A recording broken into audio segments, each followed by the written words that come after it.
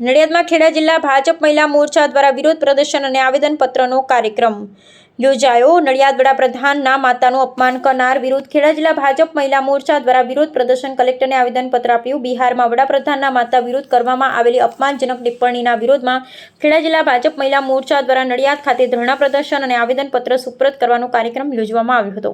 તાજેતરમાં બિહારમાં જાહેર મંચ ઉપરથી કોંગ્રેસ અને આરજેડીના નેતાઓ દ્વારા સધે વડાપ્રધાન નરેન્દ્રભાઈ મોદીશ્રીના માતૃશ્રી વિશે અભદ્ર ટિપ્પણી કરવા બદલ સમગ્ર નારી સમાજનું અપમાન થયેલ હોય આજે ખેડા જિલ્લા ભારતીય જનતા પાર્ટી અને મહિલા મોરચા દ્વારા કલેક્ટરશ્રીને આવેદનપત્ર આપવામાં આવેલ છે।